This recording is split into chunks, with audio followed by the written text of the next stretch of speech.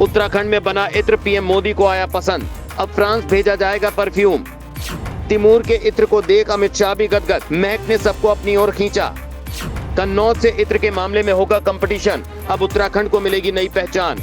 अब सिर्फ यूपी का कन्नौज ही नहीं बल्कि उत्तराखंड भी इत्र नगरी बनने जा रहा है।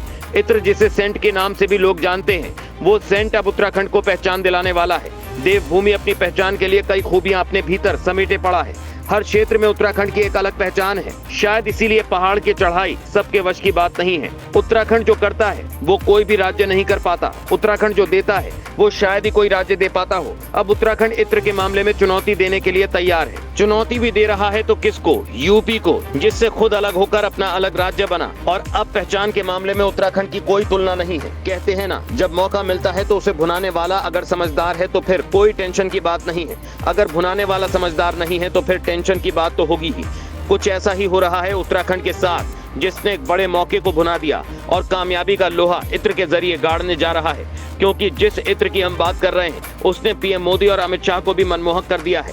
यानी इस सेंट को अपनी मंजिल मिलना तय है और ये भी तय है कि उत्तराखंड को एक और पहचान मिलने वाली है। इस इत्र की पहली झलक इन्वेस्टर समिट में देखने को मिली है, जो देहरादून में आयोजित थी। इस समिट में कई प्रोजेक्ट को शामिल किया गया था। इसी कड़ी में उत्तराखंड के तिमूर से तैयार इत्र और परफ्यूम के खुशबू की महक ने लोगों को अपनी ओर आकर्षित कर दिया। पहली बार सगंध पौध केंद्र सेलाकोई ने तैमूर के बीज से ऑयल निकालकर इत्र और परफ्यूम तैयार किया है। जल्द ही इसका पेटेंट कराया जाएगा।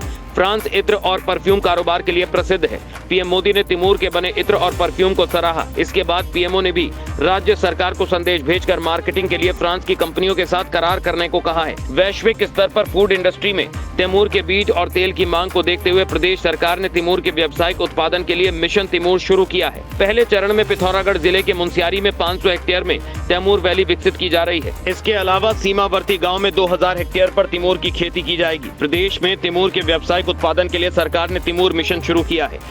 सगंध पौध केंद्र में पहली बार तिमूर के बीज से इत्र और परफ्यूम तैयार किया है।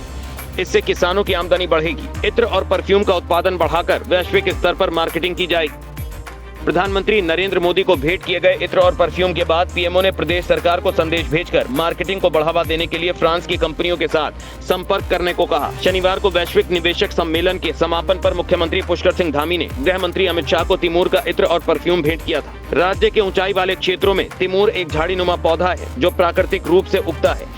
अभी तक तैमूर के बीज का इस्तेमाल टूथपेस्ट, मसाले, चटनी, दवाइयों और कॉस्मेटिक बनाने में किया जाता है, लेकिन अब इत्र में किया जा रहा है। मतलब साफ है कि कन्नौज के इत्र के बाद अब उत्तराखंड का नाम भी शामिल होने वाला है।